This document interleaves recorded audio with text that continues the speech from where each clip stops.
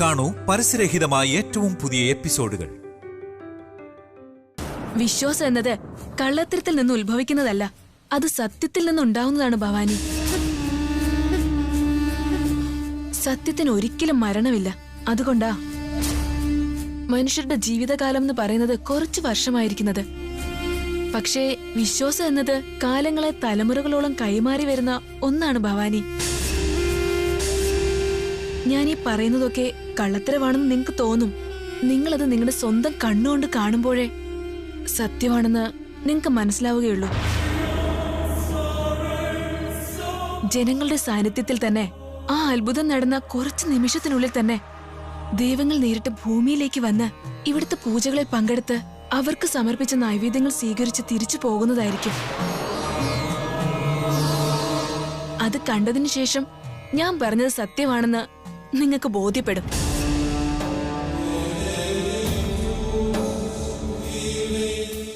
എനിക്ക് നിന്നോട് ഒരു കാര്യം പറയാനുണ്ട്. ഒരു നിമിഷം എന്നോടൊപ്പം ഒന്ന് വരുമോ?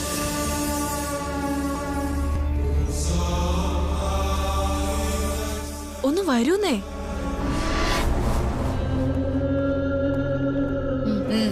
നീ നിന്റെ ജോലി നോക്ക.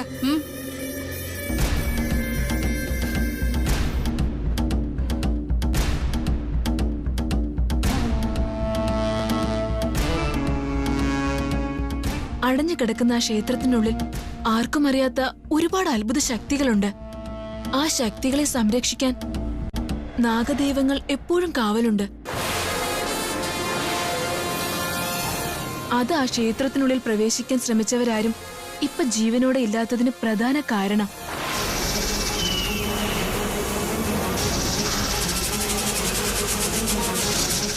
ഇന്നലെ അർദ്ധരാത്രിയില് ആരോ ക്ഷേത്രത്തിനുള്ളിലേക്ക് പ്രവേശിക്കാൻ ശ്രമിച്ചിരുന്നു.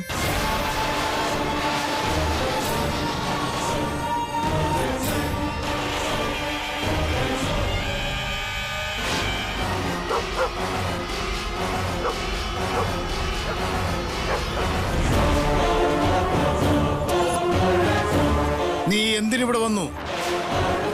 നിനക്കെന്താണ് ഇവിടെ കാര്യം? അത് പറഞ്ഞപ്പോ എന്താ ഭവാനി, നിന്റെ മുഖത്തൊരു ഭയം പോലെ. നീ ഇന്നലെ രാത്രി അവിടെ പോയിരുന്നോ? ഞാൻ എന്തിനവിടെ പോകുന്നേ? എനിക്ക് അവിടെ എന്താ ജോലി?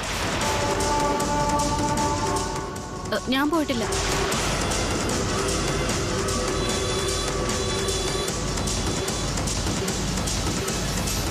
എന്തിനാ എന്നെ തുറച്ചു നോക്കുന്ന? ഒരുപക്ഷെ നീ അകത്ത് കടക്കാൻ ശ്രമിച്ചിരുന്നുവെങ്കിൽ അവിടുത്തെ നാഗദേവങ്ങൾ ആ നിമിഷം തന്നെ നിന്റെ പ്രാണൻ എടുത്തേനെ ഭവാനി. നിങ്ങൾ എന്റെ ജീവൻ രക്ഷിച്ചവരായതുകൊണ്ട് നിങ്ങളുടെ ജീവൻ ഒരു ആപത്തും വരരുതെന്ന് എനിക്ക് ആഗ്രഹമുണ്ട്. അതുകൊണ്ടാ ഞാൻ ഈ കാര്യങ്ങളൊക്കെ നിന്നോട് പറയുന്നത്. ഇത് എന്റെ ഒരു അപേക്ഷയായിട്ട് കണക്കാക്കണം. നോക്കൂ മല്ലി, ഇതൊക്കെ അവിടെ പോയവരോട് ചെന്ന് പറഞ്ഞാ മതി, എന്നോട് വേണ്ട. എനിക്കും പൂജയ്ക്കുള്ള തയ്യാറെടുപ്പുകൾ ചെയ്യാനുണ്ട് ഭവാനി. ഞാൻ അവരോട് പറഞ്ഞിട്ട് പോയി വരാം.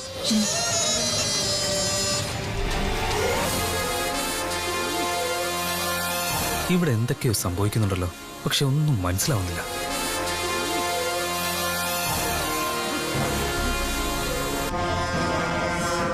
ഞാൻ പോയിട്ട് വരാമേ. ശരി, പോയിട്ട് വാ. ശരി, പോയിട്ട് നമസ്കാരം. എന്ന് പോട്ടെ ഭവാനി.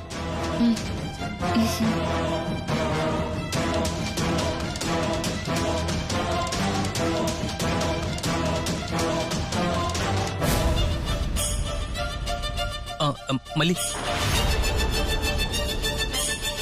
നീ ആ ക്ഷേത്രത്തെ പറ്റി പറഞ്ഞ കാര്യങ്ങളൊക്കെ സത്യമാണോ? ആ ദിവ്യജ്യോതി, പിന്നെ ആഗ്രഹങ്ങളൊക്കെ നടക്കും, അസുഖങ്ങളൊക്കെ ഭേദമാകും എന്നൊക്കെയുള്ളത് സത്യമാണോ? സത്യവാ.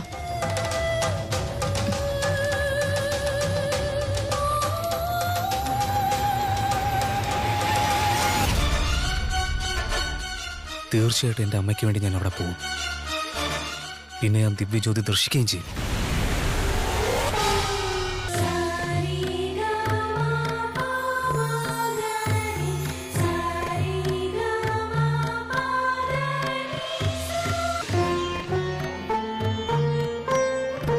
അളിയ നിങ്ങളിത് പോന്നു. ഇവിടെയുള്ള ജോലി കളഞ്ഞിട്ട് നീ എവിടേക്കാണ് പോയത്? അത് പിന്നെ എല്ലാ കാര്യങ്ങളും നല്ല രീതിയിൽ നടക്കുന്നുണ്ടോന്ന് അറിയാൻ വേണ്ടി ഞാനൊന്ന് മൊത്തത്തിൽ കറങ്ങി വന്നതാ. ശരി, ഇവിടെ നിന്ന് എല്ലാ ജോലിയും ശ്രദ്ധിക്കേ. ഓ പിന്നെന്തളിയ,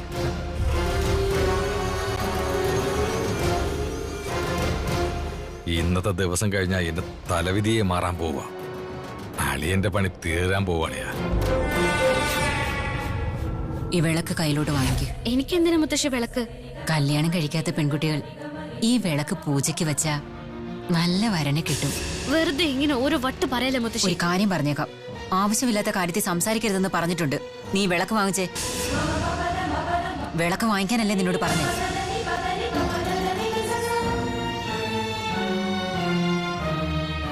ഇതുപോലെ എന്തെങ്കിലും എപ്പോഴും ഉണ്ടാവും.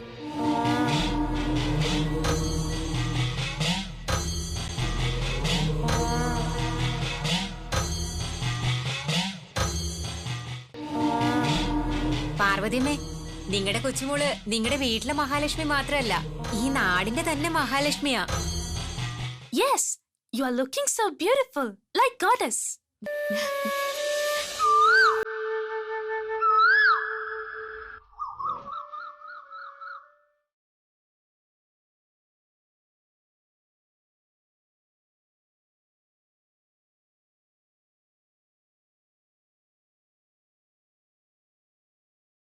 എനിക്കെന്തെങ്കിലും പറയാനുണ്ടെങ്കിലേ ഇവര് പറഞ്ഞതുപോലെ ദൈവത്തെ പോലെയാണെന്ന് പറയില്ല.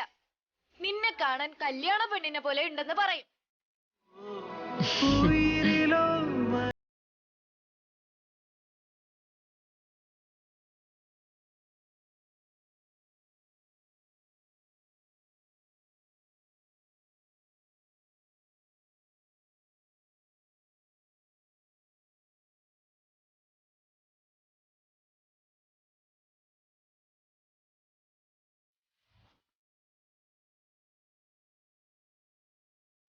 ഭവാനി, വാ മോളെ, പോയി തൊഴുതിട്ട് വരാം. വാ.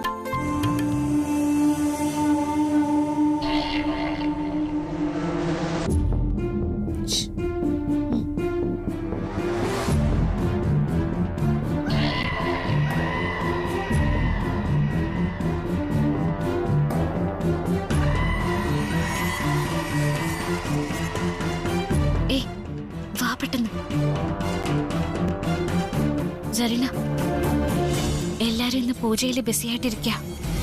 അതുകൊണ്ട് സീക്രട്ട് ക്യാമറ വെക്കാൻ ഇതാ ഏറ്റവും നല്ല സമയം. ക്യാമറ കൊണ്ടുവന്നിട്ടുണ്ടോ?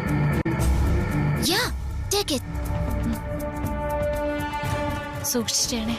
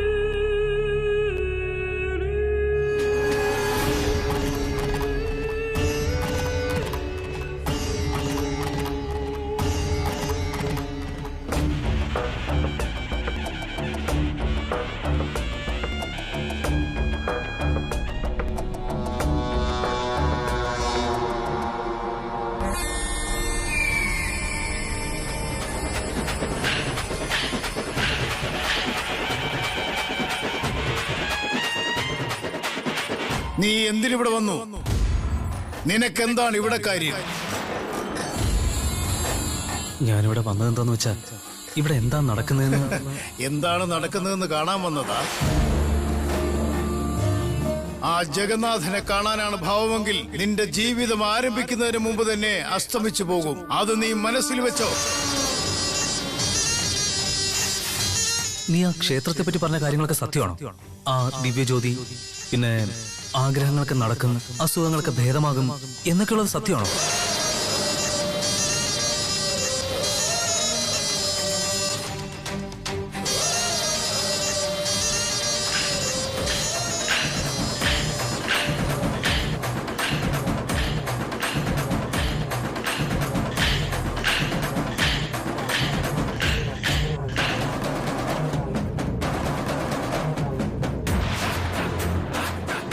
അമ്മയ്ക്ക് പരമശിവൻ എന്ന് പറഞ്ഞ ജീവന്.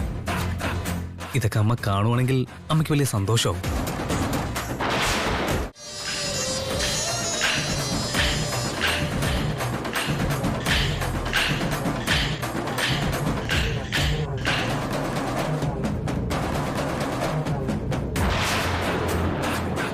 അമ്മയ്ക്ക് പരമശിവൻ എന്ന് പറഞ്ഞ ജീവന്. ഇതൊക്കെ അമ്മ കാണുവാണെങ്കിൽ അമ്മയ്ക്ക് വലിയ സന്തോഷമാവും.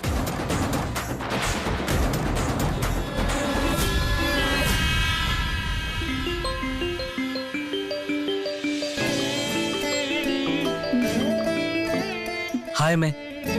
എന്താടാ രാവിലെ നീ വിളിച്ചപ്പോ ഫോൺ കട്ട് ചെയ്തിട്ട് പോയത് എന്തിനാ? കട്ട് ചെയ്തതല്ല അമ്മേ, ചാർജ് ഇല്ലാതെ ഫോൺ ഓഫായി പോയതാ. അതുകൊണ്ടാ അമ്മേ ഞാൻ ഇപ്പൊ വിളിച്ചേ. നീ വേഗം വരില്ലേടാ? അതെ, നീ എപ്പോഴാ അവിടെ നിന്ന് ഇറങ്ങുന്നത്? ഇപ്പൊ ഞാൻ ഇവിടെ നിൽക്കുന്നത് അമ്മയ്ക്ക് വേണ്ടിയാ. എനിക്ക് വേണ്ടിയാണെന്ന് വെച്ചാ? ഇവിടെ വലിയൊരു ആഘോഷം നടക്കുവാ. ദേ നോക്കേ.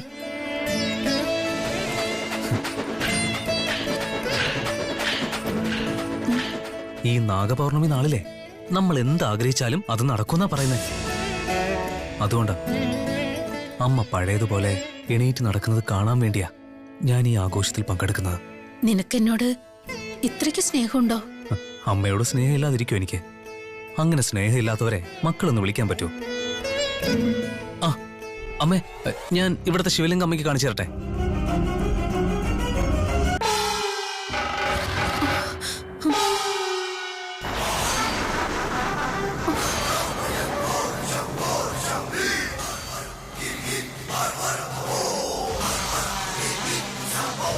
Thank you. അമ്മേ, എന്റെ കുറിയൊക്കെ അല്ലേ? അമ്മേ, ഇന്ന് നാഗപൗർണമി രാവായതുകൊണ്ട് അമ്മ പറഞ്ഞതുപോലെ എന്റെ കയ്യിലുണ്ടായിരുന്ന കാപ്പ് ഞാൻ ഈ പുറ്റിൽ വെച്ച് പ്രാർത്ഥിച്ചു.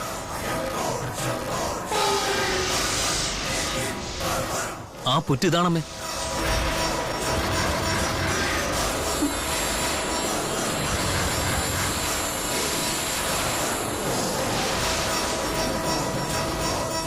അതുമല്ല, ഇന്ന് ഈ ക്ഷേത്രത്തിലെ ഒരു അത്ഭുതകരമായ ജ്യോതി പ്രത്യക്ഷപ്പെടുമെന്നാ പറയുന്നത്.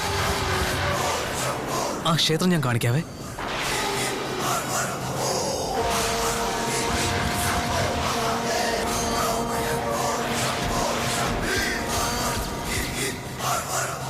ദാ കണ്ടില്ലേ, ഇതാ ക്ഷേത്രം.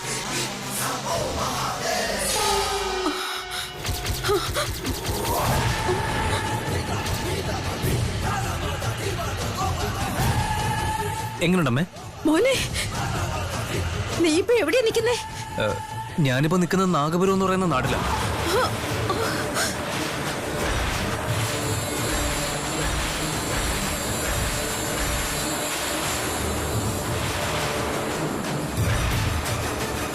ഞാനിപ്പോ നിൽക്കുന്നത് നാഗപുരത്താമേ.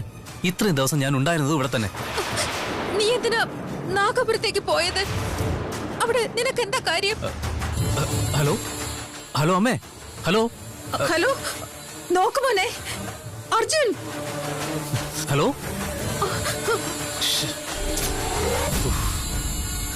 ഇവിടെ നടക്കുന്ന ആഘോഷവും പൂജയും ഒക്കെ അമ്മയെ കാണിക്കണമെന്നാ ഞാൻ വിചാരിച്ചേ.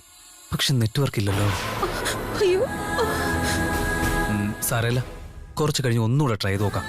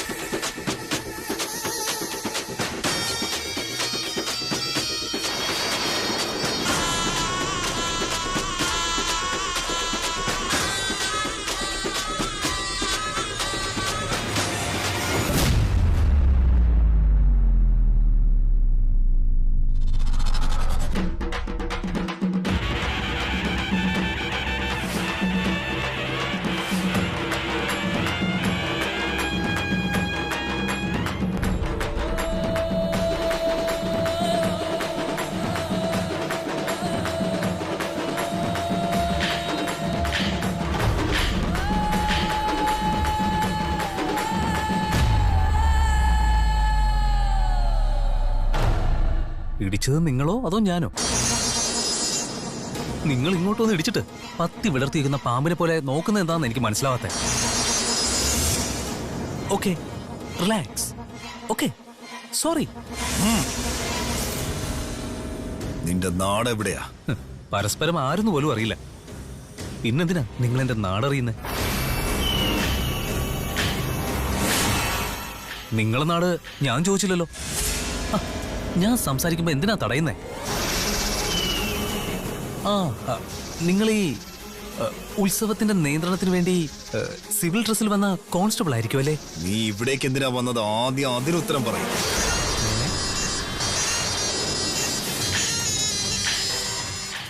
ഞാനിവിടെ വന്നത് പൂജയ്ക്ക് വേണ്ടി തന്നെയാ. അതുമാത്രമല്ല, ദിവ്യജ്യോതി ദർശിക്കാൻ വേണ്ടിയാണെന്ന് ഇവിടെ എല്ലാവർക്കും അറിയാവുന്ന കാര്യമാണല്ലോ. എന്തോ പുതിയൊരു കാര്യം കണ്ടുപിടിച്ചത് പോലെയാ നിങ്ങളുടെ ബിൽഡപ്പ് കണ്ടിട്ട് തോന്നുന്നത്. എല്ലാരും ഇവിടേക്ക് വന്നത് പൂജയ്ക്ക് വേണ്ടി തന്നെയാ. പക്ഷെ നിന്നെ പോലുള്ളവർ വരുന്നത് മറ്റെന്തോ ഉദ്ദേശത്തോടു കൂടിയാ.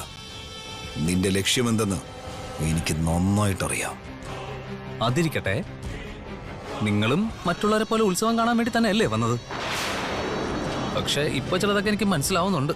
എന്ത് മനസ്സിലായെന്നാ? എന്നെപ്പറ്റി നിനക്ക് അറിയാവുന്ന പറഞ്ഞതുകൊണ്ടും ഈ ഉത്സവ തിരക്കിനിടയിൽ നിങ്ങൾ ഇങ്ങനെ കറങ്ങി നടക്കുന്നതുകൊണ്ടും നിങ്ങളൊരു ജോത്സ്യനാവാനാ സാധ്യത.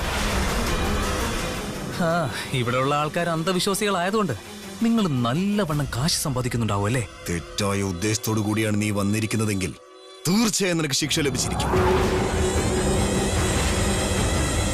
ഇങ്ങനെ ആൾക്കാരെ പറഞ്ഞ് പേടിപ്പിച്ചാലേ അവര് പേടിച്ച് നീ കൊടുക്കുന്ന തായത്തും കെട്ടി നടക്കുമായിരിക്കും. അതുപോലെ എന്നെ പറഞ്ഞ് പേടിപ്പിക്കാൻ നോക്കണ്ട. എന്നാ പിന്നെ ചേട്ടൻ ചെല്ലല്ലേ?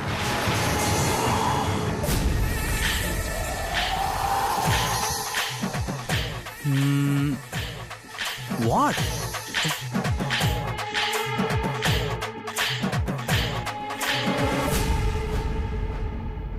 വസം വസം വസം വസം വസം വസം വസം വസം വസം വസം വസം.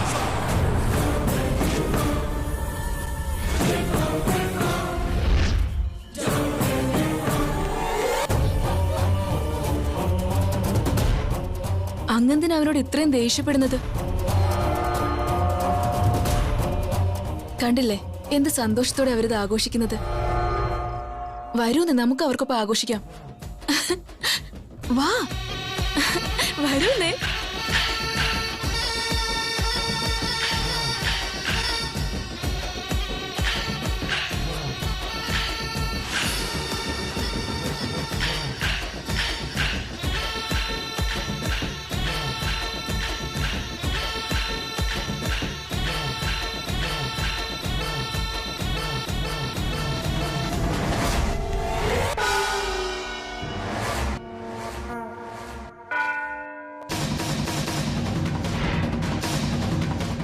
എന്തു പറ്റി? എന്താ ഇങ്ങനെ നോക്കുന്ന? പൂജയ്ക്കുള്ള സമയമായി വരുന്നു. വേഗം പോയി അതിനാവശ്യമുള്ളത് ചെയ്യാം. വാ പോകാം. ആ ശരി.